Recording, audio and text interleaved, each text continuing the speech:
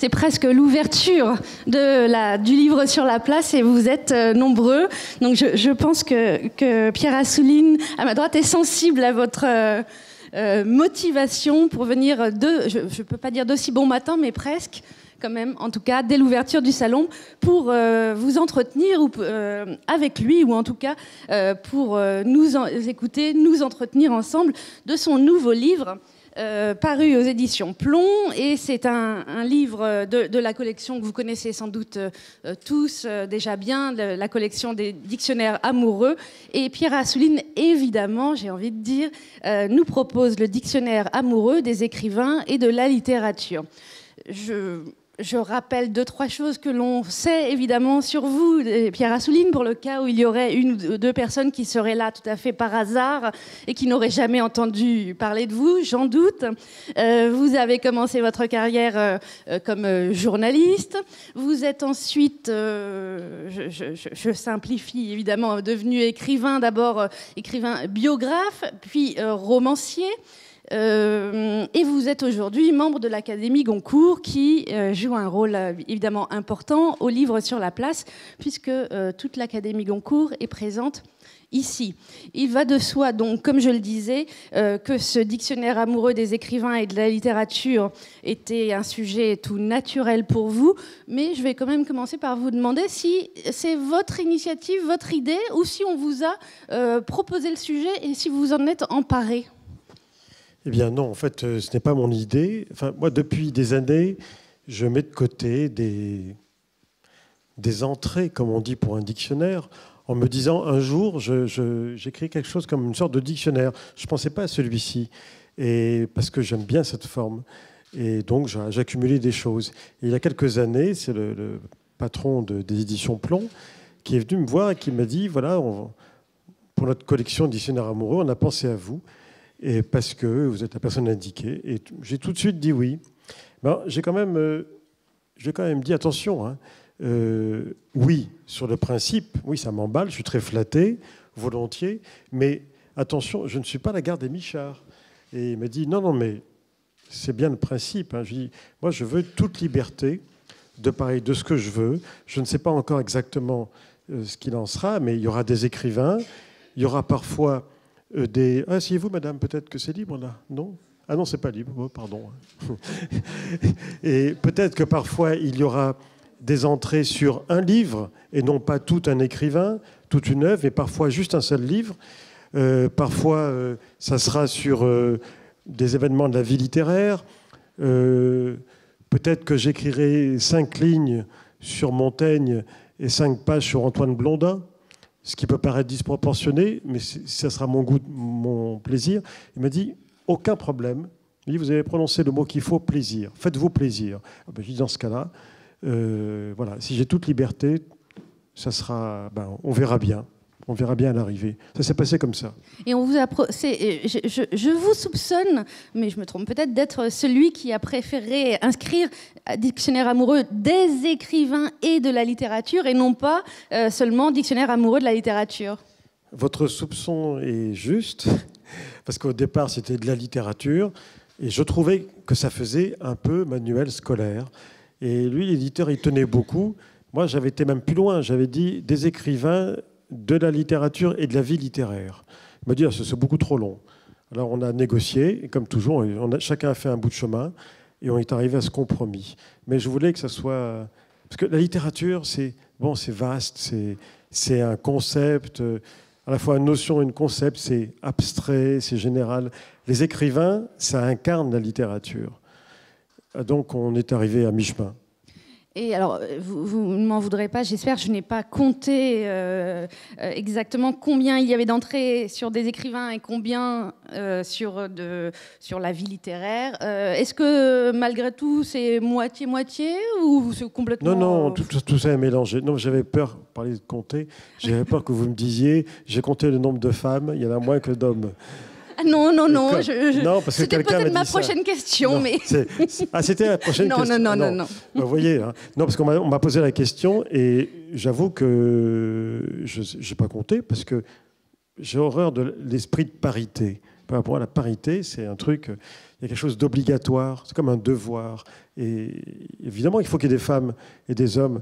On a eu cette discussion au Goncourt je ne sais combien de fois, et notamment quand il a fallu remplacer Edmond de Charleroux.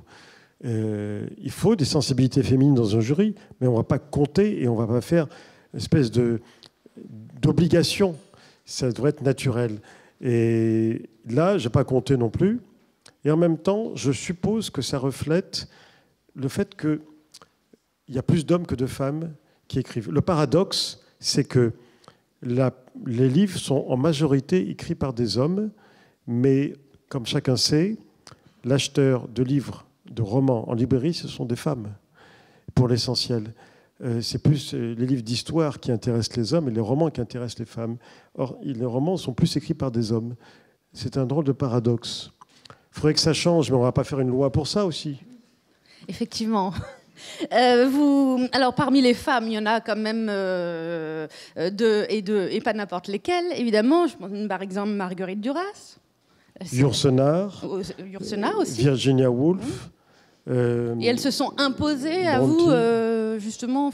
C'est venu comme ça. Hein. Moi, je n'ai pas cherché. Vous savez, c'est vraiment le bon plaisir. C'est venu naturellement. Oh là, il y a tout le lycée qui arrive là. Attention. Mais ils vont s'asseoir par terre. Hein. Et c'est formidable. Bienvenue. Mais c'est un grand lycée. Hein. Oui.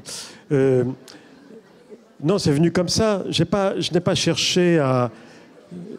Je n'ai pas cherché à me dire il faut que ça soit comme ça, ou il faut qu'il y ait un tel ou un tel.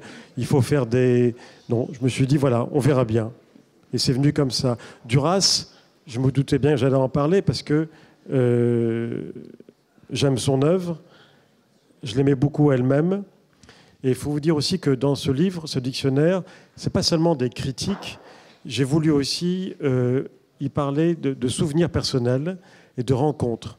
J'ai la chance, depuis une trentaine d'années, de rencontrer beaucoup d'écrivains pour mon métier, puisque je suis journaliste littéraire et critique. Et donc, quand on rencontre un écrivain, ça se superpose, le souvenir qu'on en a se superpose à la lecture qu'on a faite de ses livres. Donc, il y a la rencontre des deux. Pour moi, vous citez Marguerite Duras, je l'ai connue, j'allais souvent chez elle, évidemment pour des interviews, mais aussi pour bavarder. Et parce que, en fait, je dois vous avouer, j'étais amoureux d'elle. Oh. Oui, ça peut paraître extraordinaire, peut-être pas au début de sa carrière, parce qu'elle avait un charme fou, mais à la fin de sa vie, bon, peut-être un peu moins charmante. Mais dès qu'elle parlait, c'était extraordinaire.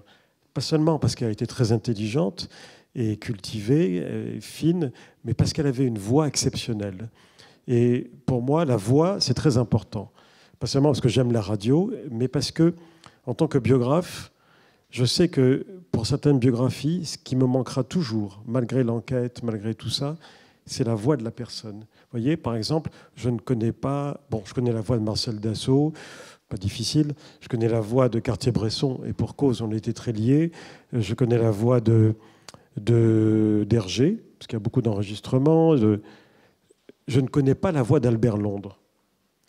Je ne connais pas la voix de Paul Durand-Ruel, ni celle de Moïse de Camondo. Eh bien, ça me manquera toujours, parce que la voix, c'est important.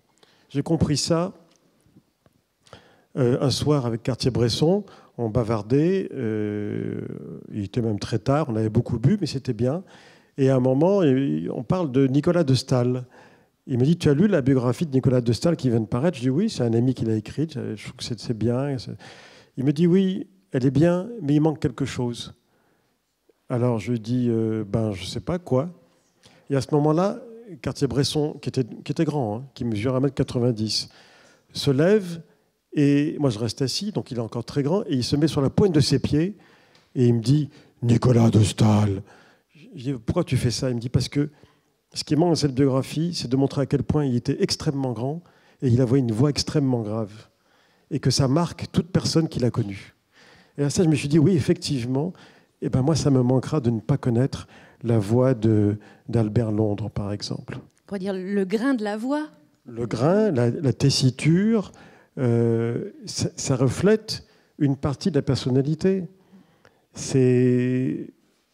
bon, il y a des gens qui sont très petits, notamment chez les avocats, j'en connais un, et qui a une très grosse voix exprès, et qui a toujours une très grosse voix pour compenser sa petite taille par rapport à... Et effectivement, ça compense beaucoup. Ça compte. On ne pourra pas, si un jour on écrit sur un portrait de cet avocat, il faudra commencer par la voix. Alors vous nous parliez d'Antoine Blondin, enfin vous citiez Antoine Blondin, et effectivement... Il bégayait. Pardon ? Il bégayait. Ah, il bégayait, oui. Il bégayait, et par timidité, disait-il. Et il disait, mais quand j'étais prof de philo, avant d'être écrivain, quand j'étais prof de philo, c'était tout bénef pour mes étudiants, mes élèves, parce qu'ils avaient l'année double comme ça avec moi. Effectivement, enseigner, c'est répéter, donc ça devait fonctionner assez bien. Alors, est-ce que vous pouvez nous dire un petit peu, justement, quelle place Antoine Blondin a dans votre vie, carrière, ou quelle importance il a pour vous ? Elle est double, d'une part, parce que j'ai eu la chance de le connaître, alors uniquement à la fin de sa vie, hein, donc les 4-5 dernières années. On se voyait beaucoup. Je l'ai connu D'abord, je l'ai connu en le lisant. J'admirais beaucoup l'écrivain et que j'avais jamais rencontré. Puis un jour, c'était au magazine Lire. Je dis à Pivot, tiens, si je faisais un entretien avec Blondin.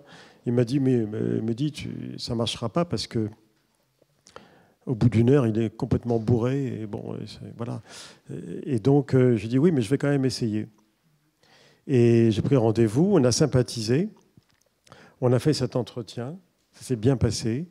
Et d'ailleurs, je me rappelle que pour la photo, parce qu'il y a toujours une grande photo dans Lire à l'époque, et on avait demandé à Robert Doisneau, qui était enchanté. Il m'avait dit, Blondin, quand tu veux, je serais ravi, je ne l'ai pas vu depuis 40 ans. Et il l'a emmené à Bercy. Alors je lui dis pas dans un bistrot, parce que, c'est ton surton. Hein. Blondin dans un bistrot, c'est ton surton. Il me dit, promis, pas dans un bistrot. Et alors, il ramène la photo qui était superbe. Je m'étais dit, voilà une photo. Et puis, il l'avait amené aux entrepôts de Bercy. Et on voit Blondin entre des tonneaux avec un verre. Mais la photo est magnifique parce qu'il y a un petit tremblé dans le verre comme ça. Et c'est très poétique, c'est superbe. Et puis après, on a fait des entretiens pour France Culture. C'était formidable parce qu'il m'a amené... il m'a dit, viens... je lui dis, il faut qu'on se voit un peu tous les jours. Hein. Il y a quand même... il faut faire des longs entretiens. Parce que ça a passé pendant une semaine tous les matins. Il m'a dit, écoute, on va faire ça à mon bureau si tu veux. Et il y a ton bureau. Il me dit, oui, mon bureau, c'est le Rubens, rue Mazarine. Le Rubens, c'est un café, un bistrot. Et donc, on était au fond, à 11h du matin. J'avais dit le matin, parce que je me suis dit, le matin, ça devrait aller. Et alors, ça s'est très bien passé, si ce n'est qu'évidemment, lui, il attaquait au blanc et au pastis. Et il voulait que je fasse comme lui. Et moi, la première fois, j'ai fait comme lui, mais au bout de 2 heures, j'étais complètement hors service, quoi. Et pas lui. Et donc, le lendemain, parce que c'était tous les matins, pendant une semaine, le lendemain, j'avais passé un accord avec le garçon. J'ai dit, moi, je vous commanderai un whisky et vous m'apporterez du Canada Dry à la place du whisky, parce que c'est la même couleur. Et je dis, vous mettez même 2 ou 3 glaçons pour faire de l'illusion. Parce que sinon, je n'aurais pas tenu. Et alors, on a fait comme ça pendant une semaine. Et l'avant-dernier jour, à un moment, Antoine, son verre était, comme il dit, à marée basse. Et ça arrivait souvent. Donc, il avait fait signe au garçon de venir le remplir. Il avait commandé ce qu'il appelle un 102. C'est ce que c'est, un 102 hein. Enfin, tout le monde ne sait pas. Un 102, c'est un double pastis 51. Et alors, il avait commandé un 102. C'était le 4e 102 de la matinée. Et le garçon tardait à venir. Alors il dit, qu'est-ce qu'il fout ce garçon? Alors, et puis il prend mon verre, il dit, tu permets? J'ai même pas eu le temps de dire non, et il l'a bu. Il me dit, mais c'est dégueulasse ce que tu bois. Il me dit. Et là, il m'a dit, tu m'as trompé, tu t'es foutu de moi. Je dis, j'avais pas le choix. Et puis il me dit, ne refais jamais ça. Bon, alors je me suis tenu pour quitte. Et par la suite, après ça, on est devenus très amis, on se voyait tout le temps, on déjeunait tout le temps ensemble, etc. Et un jour, on a réuni les entretiens. Comme il n'avait pas d'argent et qu'il vivait en fait des prix qu'il recevait, prix de la ville de Paris, remis par Jacques Chirac, C'est-à-dire un grand moment, ça aussi. Hein. Passons. Et, alors, et puis d'autres prix. Et un jour, je lui ai dit, voilà, ça va te rapporter de l'argent. J'ai trouvé un éditeur qui va publier ces entretiens. Simplement, je lui ai dit, il faut les relire page par page et qu'on travaille dessus pour être bien d'accord. J'avais tout décrypté. Il me dit, bon, viens dans ma maison de campagne, dans le Limousin, à Linard City, enfin Linard, quoi, c'est un hameau.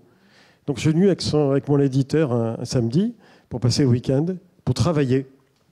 Et là, il y avait mon éditeur, sa femme, et Antoine dit, bon, vous allez vous promener dans la forêt, dans 2-3 heures, nous on se met au soleil, dans le jardin, et on va corriger ce chef-d'œuvre. Et ils sont partis, et après, je ne sais pas ce qui s'est passé. Mais tout ce que je sais, c'est le récit que m'en a fait mon éditeur. Il m'a dit, quand on est revenu, vous étiez tous les deux toujours au soleil, mais pas à la table. Vous étiez allongés dans l'herbe, les bras en croix, entourés d'un certain nombre de bouteilles. Mais je ne sais pas ce qui s'est passé. J'ai plus aucun souvenir. Et quelle image, quelle figure alors, bon, là, c'est le personnage. Cela dit, pardon, lisez Monsieur Jadis. Hein, c'est quand même Blondin, c'est d'abord les livres. Pas beaucoup de livres, mais qui sont des pépites. Lisez Monsieur Jadis, un Saint-Jean d'hiver, certificat d'études. En fait, lisez ce que vous voulez. Moi, je vous dis ce que j'en pense. Monsieur Jadis, c'est son chef-d'œuvre. Il y a les autres aussi. Ils ne sont pas nombreux, mais... Et regardez un Saint-Jean d'hiver, le film d'Henri Verneuil avec Jean Gabin. Et je fais partie de la secte des blondiniens qui revoient ce film une fois par an. Il existe en DVD. Et je peux vous dire que j'en connais un qui fait partie de la secte, qui est l'actuel secrétaire général de l'Élysée, je peux le dire, hein, c'est Jean-Pierre Jouyet, et qui m'a confié qu'une fois par an, depuis 25 ans à peu près, une fois par an, au mois de juillet, dans la maison de famille, il y a toutes les générations des Jouyets qui sont là pour le repas de famille, et ils mettent les dames dehors. Il n'y a que les hommes, des plus jeunes au grand-père, et ils projettent un Saint-Jean d'hiver et ils rigolent. Ils rigolent parce que ils estiment que c'est un film pour eux. Ça fait partie d'un rite familial. C'est leur film de chevet. Alors, vous avez anticipé un petit peu la question que j'allais vous poser. Il y a effectivement la figure, enfin le personnage, Antoine Blondin, que vous nous avez décrit. Mais en tant qu'écrivain, quelle figure de l'écrivain ou pourquoi ces livres ou son écriture vous touchaient avant même de l'avoir rencontré ? C'est parce que moi j'appelle ça qualité française. Vous savez, il y a des normes NF qu'on met, hein, des labels sur le poulet aux hormones, tout ça. Bon, il y a des livres qui mériteraient d'être estampillés qualité française. On l'a fait pour le cinéma. C'était un article de François Truffaut autrefois. Claude Sautet, c'est qualité française parce que c'est un reflet de la France d'une certaine époque. Et voilà, c'est bon. Eh bien, pour moi, Blondin, c'est ça. D'ailleurs, je me demande s'il est traduit. À mon avis, il n'est pas traduit à l'étranger, ou presque pas. Je ne pense pas qu'il soit traduit. Il fait partie de ces écrivains comme Jacques Perret. Bon, aujourd'hui, hein, ça ne dit pas grand-chose à pas grand monde, ces noms-là. Mais c'est des écrivains que moi, je trouve remarquables parce qu'il y a un écrivain, c'est une voix. Pas seulement la voix, là, la voix qui est dans le livre. Vous ouvrez le livre, vous lisez une page, vous entendez une voix. C'est pour ça que je dis toujours, quand vous lisez, ne lisez pas en écoutant de la musique. Je ne vous dis pas ça à vous, je dis ça à ceux du fond, les lycéens, parce que je suis prof aussi, et à mes étudiants, je leur dis toujours, quand vous lisez et quand vous écrivez, par pitié, enlevez les écouteurs. Pourquoi ? Parce que ce que vous écoutez fait concurrence à ce que vous lisez. Parce que ce que vous lisez et ce que vous écrivez, c'est de la musique. C'est la musique des mots, mais c'est de la musique. Parfois, c'est de la mauvaise musique. Parfois, c'est une musique cacophonique, mais c'est de la musique. Donc, on ne peut pas en faire entrer en concurrence. C'est comme si vous écoutiez de la musique baroque et du rock en même temps, au même moment, dans la même pièce. C'est inaudible. Ça se fait trop concurrence. Eh bien là, c'est pareil. Donc, la musique de Blondin, sa voix, c'est quelque chose... Je ne peux pas vous dire comment c'est fait. Il n'y a que lui qui y est arrivé. Tout ce que je peux vous dire, c'est à quoi ça ressemble. Ça, par exemple, l'excipit d'un de ses livres, ou l'incipit, je ne me rappelle plus si c'est le début ou la fin. Un jour, nous prendrons des trains qui partent. Bon, c'est bête une phrase pareille, c'est pas grand-chose. Eh ben, il y a une poésie. C'est vraiment, il y a une vraie poésie dans ce qu'il écrit. Et puis le chroniqueur Blondin, parce que ces livres, c'est aussi le recueil des chroniques de l'équipe, c'est-à-dire sur le Tour de France, le vélo, le rugby, les Jeux Olympiques. Et là, c'est un festival d'humour, parce qu'il y a toujours beaucoup d'humour, il y a une écriture, il y a une culture. C'est quelqu'un qui était capable... il couvrait le Tour de France depuis 30 ans, chaque jour. Et puis parfois, il oubliait de parler de l'étape. Il ne parlait pas du tout du vélo ni des cyclistes. Un jour, il y a Hemingway qui est mort. Je crois que c'était pendant l'ascension du Mont Ventoux. Il n'y a rien sur le Mont Ventoux, mais il parle d'Hemingway. Et puis le lendemain, on lui a dit, bon, ok, hein, c'est toi, Antoine. À l'équipe, il le connaissait. Donc, mais demain, tu n'oublies pas de parler du vélo. Hein. Promis. Mais le lendemain, il y a Céline qui est mort. Alors, bon, il a remis ça. Alors c'est aussi un peu le passionné de sport ou journaliste qui trouve en lui des échos chez Antoine Blondin. Oui, oui. Ils vont croire que le dictionnaire, c'est que sur Antoine Blondin. Oui, mais moi, je peux parler de Blondin pendant des jours et des jours. Hein. Mais oui, comme j'adore le sport, c'est vrai que... Mais je ne lis pas beaucoup sur le sport. Parce que j'aime le sport, mais je n'aime pas les résultats sportifs. C'est pas que je les aime pas, c'est qu'ils m'intéressent pas. Et très souvent, la chronique sur le sport, c'est les résultats sportifs. Ou alors revivre un match. Je l'ai vécu personnellement à la télévision, le revivre. Mais j'aime le sport, oui. Et vu par Blondin, c'est un poème. Vous lisez n'importe quelle de ces chroniques, vous allez voir. Parce que c'est pas seulement une bonne connaissance du sport, c'est pas seulement le goût des formules. C'est aussi une culture littéraire formidable. Et il arrive à tout mélanger. Alors vous citiez tout à l'heure Céline, justement. C'est aussi là un écrivain qui n'a pas une entrée, une seule entrée, mais qui court dans un nombre d'entrées assez important. Parce que c'est pas n'importe qui, et qu'il y a des raisons pour parler de Céline à différents titres. Je sais qu'il y a des gens qui ont horreur de Céline, que ce soit l'homme ou l'œuvre, qui l'ont complètement banni de leur imaginaire, de leur univers. Je peux comprendre. Je veux pas... Mais j'ai eu un débat il n'y a pas longtemps avec Charles Dantzig, qui a écrit aussi des livres, et qui disait que pour lui, Céline n'a aucune importance et aucun intérêt dans l'histoire de la littérature française. Là, je ne suis pas d'accord du tout. Moi, je pense que Céline, c'est un écrivain majeur. C'est un des écrivains qui domine le XXe siècle littéraire français, parce qu'il a révolutionné la langue, parce qu'il a bousculé la langue française comme personne ne l'avait fait. Si, Rabelais, mais c'était longtemps avant. Et qu'il y a avant et après Céline. Alors, ce n'est pas tout Céline. Je ne suis jamais inconditionnel, non seulement de tout un écrivain, mais de toute son œuvre. Le voyage au bout de la nuit, c'est déjà un classique. C'est un grand livre, mais ce n'est pas le Céline subversif de la langue.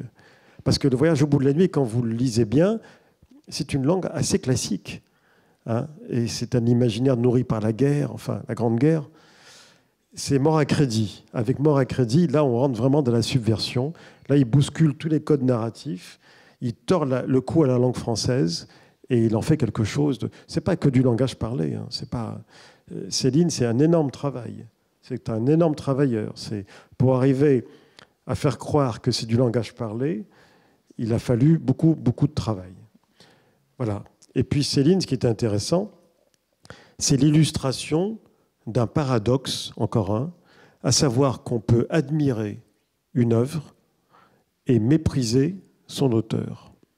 Ce qui est mon cas avec Céline, ce qui est mon cas avec Paul Morand, ce qui est mon cas avec quelques autres. Bon, il y en a aussi que j'aime entièrement. Blondin, j'aime l'homme et l'œuvre. Simenon, et puis d'autres aussi. Duras, Yourcenar. Céline fait partie des gens chez qui je distingue. Mais c'est pas que... Vous voyez, j'ai cité Céline Morand. Je vais citer aussi Lucien Rebatté, dont je parle dans ce dictionnaire. Vous allez me dire, et c'est tous des gens d'extrême droite ou de droite. Bon, d'abord, je ne trouve pas que Céline soit quelqu'un de droite, déjà, mais c'est un autre débat. Mais il y a Aragon aussi. Je n'ai pas d'admiration pour l'homme Aragon, mais j'en ai pour l'œuvre. Bon, est-ce que c'est paradoxal? Est-ce qu'on peut séparer, dissocier d'un de l'autre? C'est un tout. C'est cet homme-là qui a écrit cette œuvre-là. C'est pas un autre. C'est vrai. Moi, j'arrive à dissocier. Même si, pour moi, ça fait un tout, évidemment.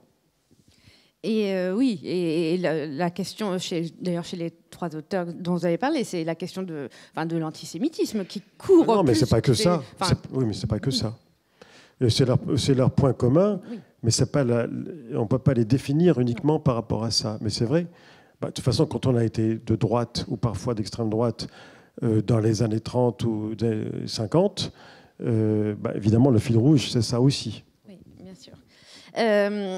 Est-ce que vous, dans ce dictionnaire, alors il y a un nombre d'entrées considérable pour chaque lettre de l'alphabet. Est-ce que vous auriez pu le continuer à l'infini? Est-ce que ça peut faire 800 pages. Hein.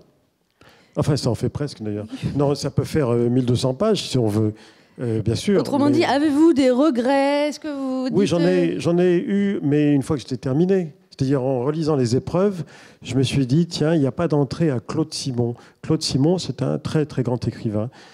Pourquoi c'est pas venu? Je ne sais pas. De même, je crois ne pas avoir parlé, ou alors de manière incidente, de Nathalie Sarraute.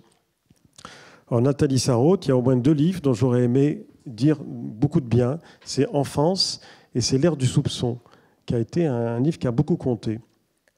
C'est d'autant plus regrettable que ces 2 écrivains sont 2 écrivains qui ont beaucoup influencé les écrivains français. J'en connais beaucoup aujourd'hui qui payent leurs dettes à Sarraute et à Claude Simon. Et alors, donc là, on a parlé des écrivains, évidemment, c'est très important, heureusement. Et puis sur Claude Simon, pardon de vous interrompre, oui. Florence, mais sur Claude Simon, j'aurais en plus rajouté une anecdote personnelle, c'est que, je ne l'ai pas connu, hein, mais c'est que je me souviens avoir déjeuné avec son éditeur Jérôme Lindon, quelques mois après son prix Nobel de littérature. Et j'avais dit, formidable, ça va faire lire Claude Simon. Il m'a dit, rien du tout. Ça n'a pas fait vendre un seul exemplaire. Le prix Nobel de littérature, il avait une telle réputation d'ennui. Ou de difficulté. De difficulté. La difficulté engendre l'ennui, souvent, ou l'hermétisme. Et que ça n'a pas du tout attiré des lecteurs vers son œuvre. Pourtant, le prix Nobel a un rayonnement mondial. Non, ça a fait traduire un peu plus, c'est tout. Et son discours de Stockholm, aujourd'hui, fait partie de certains... Oui, il y en a d'autres qui m'ont plus... D'ailleurs, il y a une entrée prix Nobel de littérature, discours. Il y a des discours formidables. Vous avez des discours historiques. Par exemple, le discours d'Albert Camus. Ça, le discours de Camus à Stockholm, c'est un moment de littérature. Plus récemment, Orhan Pamuk, le Turc, qui a fait un discours entièrement sur la valise de son père. Une valise qui contenait... son père lui a laissé une valise avant de mourir. Et il l'a ouverte tardivement et il a découvert dedans un manuscrit. Et il a découvert que son père, qui était industriel, rêvait de devenir écrivain. Et il a fait tout son discours là-dessus. C'était très émouvant. Dernier en date, le discours de Patrick Modiano, vraiment, achetez-le. Ou bien, vous le trouverez gratuitement, je peux le dire aussi, hein, sur le site de l'Académie suédoise, en français. Donc vous ne pouvez ne pas l'acheter, mais sinon, Gallimard l'a publié. C'est un discours magnifique. Le discours de Le Clésio... Oui, c'est ce que j'allais dire. En revanche, Le Clésio, vous l'expédiez. C'est très mauvais. Hein. C'est un discours de scout. C'est un peu ce qu'il est devenu. Hein. C'est un discours... c'est United Colors of Benetton, c'est aimez-vous les uns les autres, je ne sais pas comment qualifier, mais c'est pas bon, quoi. Ça a été, pour moi, un très bon écrivain autrefois, mais depuis une vingtaine d'années, c'est beaucoup moins intéressant. Et malheureusement pour lui, son discours de Stockholm reflète ce qu'il est devenu. C'est-à-dire quelque chose de... C'est de l'eau tiède. Donc, Le Clésio...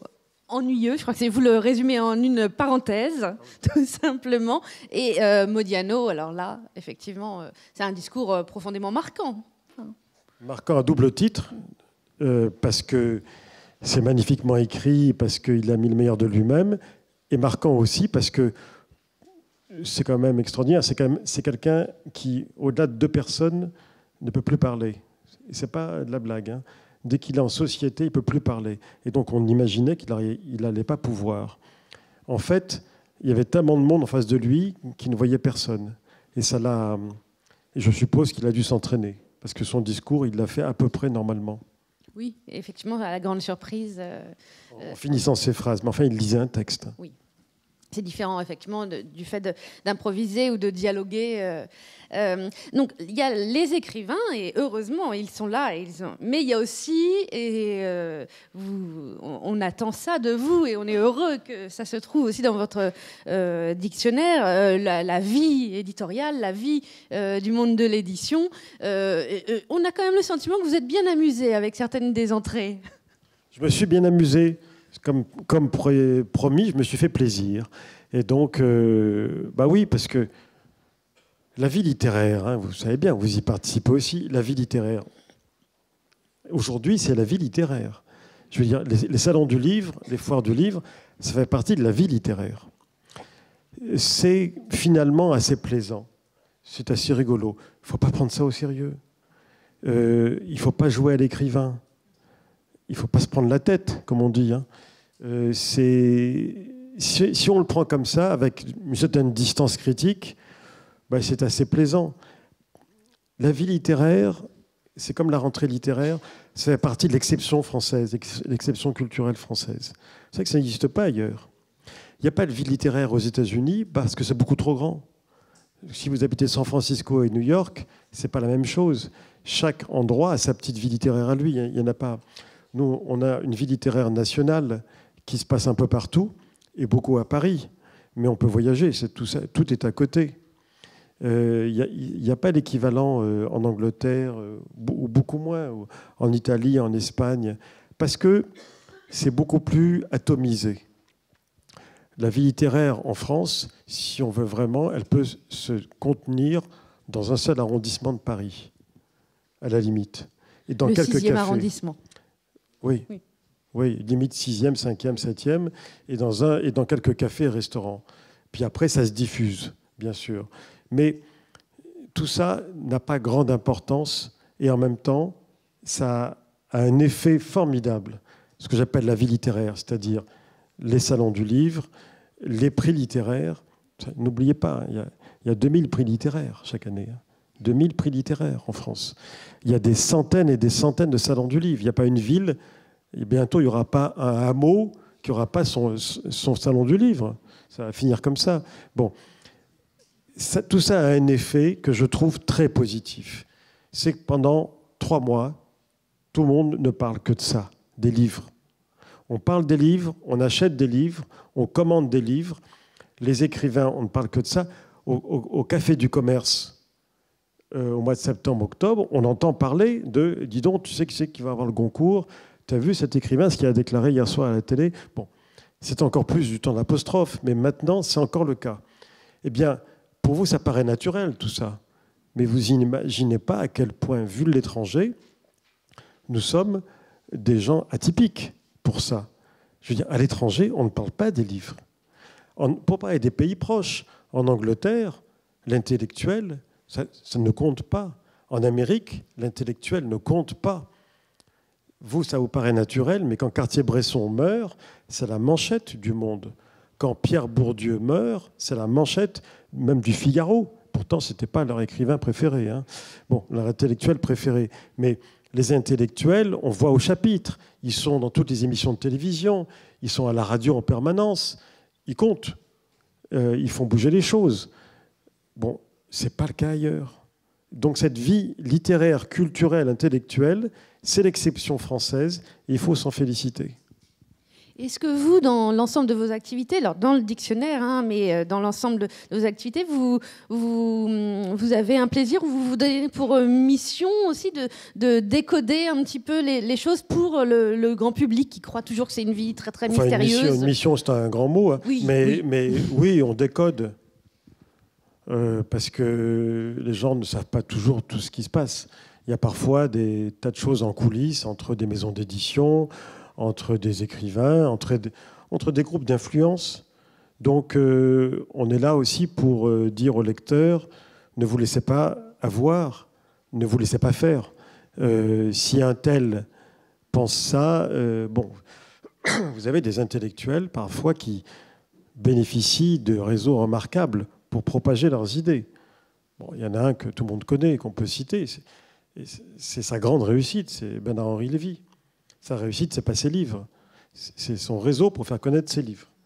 Ça, je veux dire que c'est le meilleur. Pour ça, c'est le meilleur. Vous avez parfois des gens qui n'écrivent pas leurs livres. Eh oui. J'entends quelqu'un qui a dit « Oh, mais oui, madame, qu'est-ce que vous croyez ?» Chez les hommes politiques, c'est intéressant quand même de dire au lecteur, quand vous achetez le livre d'un homme politique, il y a 9 chances sur 10 pour qu'il n'en soit pas l'auteur. Bon, il faut le savoir. Et on sait qui, hein, et on sait qui a écrit pour qui. Mais il y a aussi des écrivains officiels qui n'écrivent pas leurs livres. Qui a demandé des noms? Oui, vous aussi.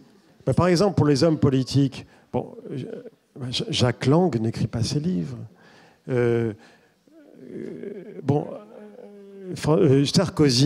Sarkozy a publié il y a 15-20 ans une biographie de Georges Mandel, mais ce n'est pas lui qui l'a écrite. C'est un historien qu'on connaît très bien, qui était un très bon historien. Pas vous? Non, pas moi. Pas moi. Non, ça, pour Sarkozy, ça m'étonnerait que j'aurais écrit quelque chose. Mais bon, passons. Mais Juppé, mais c'est un programme politique. C'est écrit par des petites mains. L'écriture, c'est comme on dit toujours, la tolérance, il y a des maisons pour ça. Bon, c'est un mot de Claudel, hein, de Claudel, de Paul Claudel. Hein. À Nancy, il faut faire gaffe. Hein. Bon. Non, il disait la tolérance, il y a des maisons pour ça. Eh ben, l'écriture, il y a des écrivains pour ça. C'est un métier d'écrire. Quand vous voyez un homme politique qui tout d'un coup débarque avec un roman de 500 pages, un roman historique, la recherche, c'est difficile à faire. Il faut être historien. Et l'écriture, c'est difficile d'écrire. Pourquoi imaginer qu'il soit capable de le faire? Non, en général, il n'est pas capable. En général, il y en a qui écrivent. Hein. Oui, il y en a aussi qui auraient les capacités de le faire, mais pas le temps. Enfin, j'imagine, j'en sais rien, mais j'imagine que Juppé est tout à fait capable d'écrire. Ah, mais qu'en savez-vous? Non, j'en sais rien. Non, c'est sa formation. Sa formation. Ah, mais... Voilà. Bon, on imagine qu'au moins, il sait manier à peu près l'écriture. Mais ce qui ne veut pas dire être écrivain, je suis d'accord. Non, on peut très bien s'exprimer en français. On peut avoir une langue française excellente à l'oral et ne pas être capable d'écrire. Oui. Quant au diplôme, il ne porte absolument pas jugement sur... non, bien sûr, même sur si vous avez fait Normal Sup, oui. Normal Sup ne prépare pas à écrire du tout. Moi, je sais, à Sciences Po, ça fait 20 ans que j'ai des étudiants et on me demande de leur apprendre à écrire parce qu'on part du principe que les Français ne savent pas écrire. Et ils sont tous mention très bien au bac, hein, mais qui ne savent pas écrire. Et que quand on veut faire l'ENA plus tard, etc., il faut au moins savoir rédiger un rapport. Eh bien, c'est ça qu'on leur enseigne. Bon, on parlait des hommes politiques. Le problème, c'est qu'en France, comme c'est une nation littéraire, un homme politique se sent obligé de publier un livre, de signer un livre. Je ne dis pas d'écrire. Hein. Vous avez vu, je suis prudent. Et donc, la plupart, Sarkozy lance sa campagne électorale avec un livre. Juppé aussi.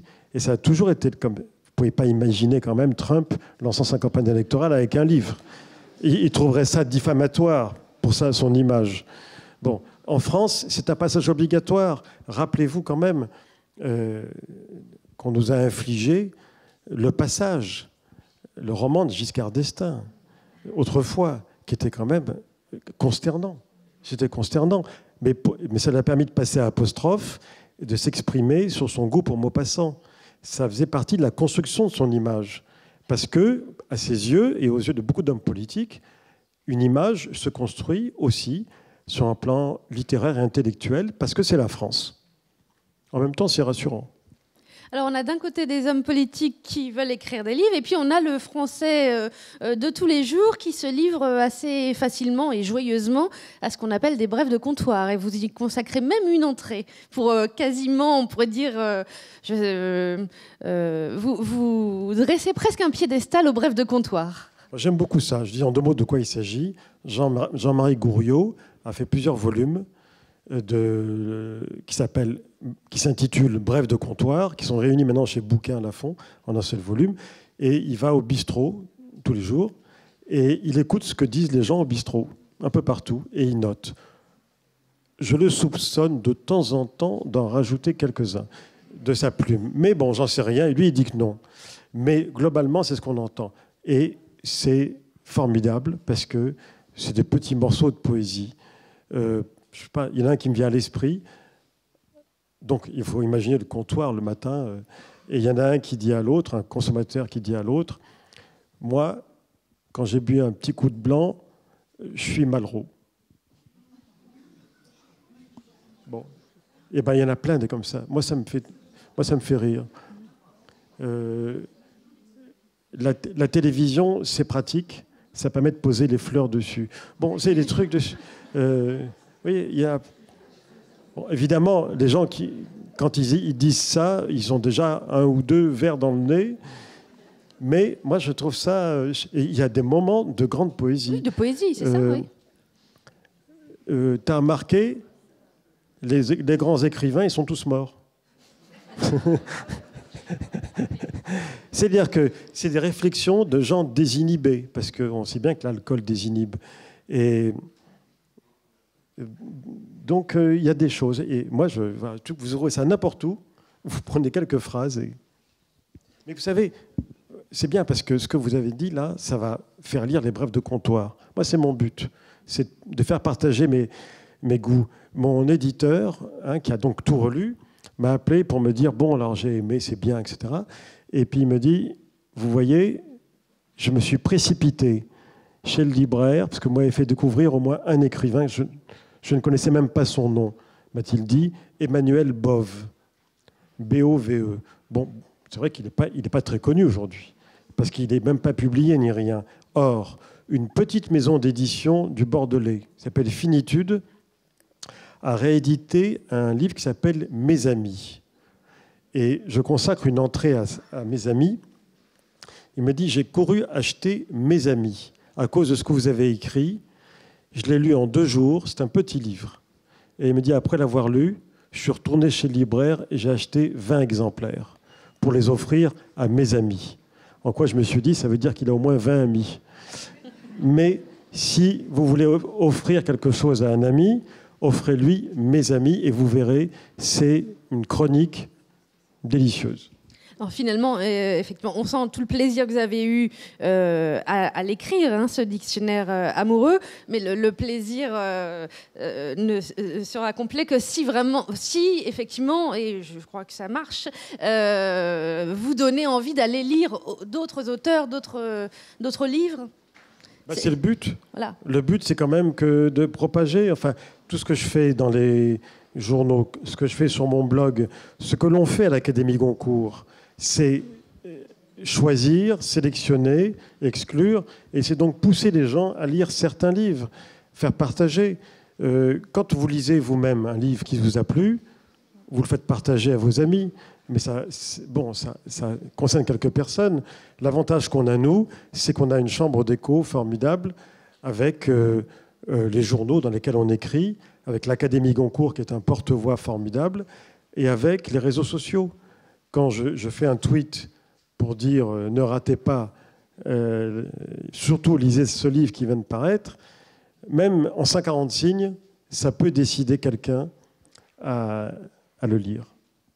Et ça, j'imagine que c'est l'autre grand plaisir ou le grand intérêt de votre métier, de faire lire, voilà, de savoir qu'on peut on sert à quelque chose d'une certaine Faire façon. lire et parfois ne faire pas lire. Oui. C'est-à-dire, bon, par exemple, il y a quelques entrées où je dis, c'est pas mon goût de certains livres, mais mon dégoût, ou c'est un peu fort le mot dégoût, mais il y a des, par exemple, il y a une entrée sur Umberto Eco. Moi, je trouve que c'est un écrivain très surestimé.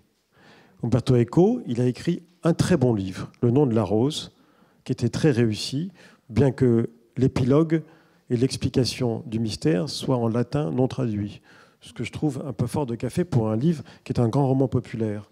Peu importe. Après, c'est devenu des romans très alambiqués, que je trouvais laborieux, enfin pas très bons, mais il était parti sur une telle poussée avec un livre vendu à 1 ou 2 millions d'exemplaires, traduit en 40 langues, que tout d'un coup, il a eu la carte. Et alors, les gens se sont mis à lire tout Umberto Eco, tout ce qu'il a publié. Même si on les interrogeait, les gens disaient, très souvent, hein, pas tous, mais dis donc, c'est pas terrible, mais ils continuaient. Il y a un effet d'emballement et d'entraînement, ce qu'on appelle avoir la carte. Oui, une entrée. Il y a une entrée à avoir la carte. Avoir la carte, c'est une expression, il faut lui rendre hommage, de Philippe Noiret ou de Jean-Pierre Mariel, ou les deux, c'était 2 copains. Et il disait toujours, quand on sort un film, très souvent, on se fait descendre automatiquement, quel que soit le film, nous, Noiret, Mariel, par Libération, par Les Inrecuptibles, et 1 ou 2 autres, et parfois France Culture. Pourquoi ? Parce que, disait-il, nous, on n'a pas la carte. On est considéré comme qualité française, réactionnaire, etc., etc. Et il y avait des metteurs en scène comme ça qui allaient d'ailleurs avec eux. Bertrand Tavernier, pendant très longtemps, souffrait de ne pas avoir la carte. Avoir la carte, c'est bénéficier d'un automatisme auprès d'une certaine presse bien pensante. Bon, l'exemple type de l'écrivain qui a la carte aujourd'hui, il y en a plusieurs, c'est Emmanuel Carrère. Il pourrait publier l'annuaire des téléphones. Je peux vous assurer que ça ferait un tabac. Et Le Royaume, son dernier livre, moi, m'intéressait beaucoup pour la forme. Sur le fond, je n'étais pas du tout d'accord. Bon, j'étais pratiquement le seul, alors qu'il y avait une unanimité nord-coréenne pour accueillir son livre. Et comme moi, ça a été le contraire, je veux dire que, bon, on me l'a reproché, mais le pire est venu après, c'est que quand on a fait la première liste du concours, j'ai dû convaincre quelques personnes au sein du jury, puisque on ne l'a pas choisi sur les 12 qu'on avait sélectionnés. Et je trouve que le jour où on a dévoilé la liste, c'était chez Drouin, on avait fait tout un truc spécial pour les 100 ans du concours, et on avait invité tous nos confrères de la critique parisienne. Vous ne pouvez pas savoir, quand on a révélé la liste, on s'est fait insulter. Comment osez-vous ne pas mettre Emmanuel Carrère sur votre liste ? J'ai dit, oui, on peut oser, si c'est pas bon. Et ça, on n'a rien contre Carrère, moi je l'aime beaucoup. Par ailleurs, ces livres d'avant m'ont beaucoup intéressé, beaucoup plu. Celui-là, pas du tout. Et on a estimé que c'était... On s'est fait insulter. Lèse-majesté. On s'est fait insulter parce qu'il avait la carte, il l'a toujours. Il y en a quelques-uns comme ça. Il y a un phénomène d'emballement dans la critique parisienne. On pourrait dire même parfois de panurgisme. Je dis parisienne parce que quand on est en province, j'emploie le mot province à dessein et non pas région. Parce qu'en région, c'est pas joli, le en région. Et ensuite, le mot province est un mot magnifique. C'est un joli mot. Et aujourd'hui, ça fait 10-15 ans, c'est pas bien. Il faut dire en région. À la télé, ils disent en région. Moi, j'aime pas ça. Et à chaque fois que j'entends ça, j'ai envie d'envoyer aux journalistes un très joli livre de François Mauriac qui s'appelle La Province et qui est superbe et qui dit toute la noblesse du mot et de la chose province. Je ne sais pas pourquoi j'ai digressé sur la province. On était parti d'Emmanuel Carrère, mais... Il n'y a pas de rapport entre les deux. Mais oui, je disais la critique parisienne. Parce qu'à Paris, il y a un phénomène de panurgisme dans la critique qui est très prégnant. Quand il y en a un qui s'est déclaré, les autres suivent. Et ils n'osent pas contredire. Alors que j'ai remarqué qu'en province, on s'en fiche un peu. Écoutez, merci beaucoup Pierre Assouline. Merci d'avoir échangé et partagé avec nous certaines des entrées de ce dictionnaire amoureux des écrivains et de la littérature aux éditions Plomb. Vous nous dites, tout au long du salon, on peut vous retrouver Alors on peut me retrouver, je suppose que je vais dédicacer, je ne sais pas à quel stand là-bas. Et puis demain matin, je vous signale, l'Académie Goncourt pratiquement au complet. Il manquera juste Patrick Rambaud, mais on sera 9 sur 10. On va décerner le concours de la biographie. Et avec Pivot, on va faire, enfin lui et moi, en principe, on va faire une sorte de mini-apostrophe pour interroger le lauréat. Et ça se passera à l'Opéra à 11h. On vous y retrouve alors. Voilà. Merci.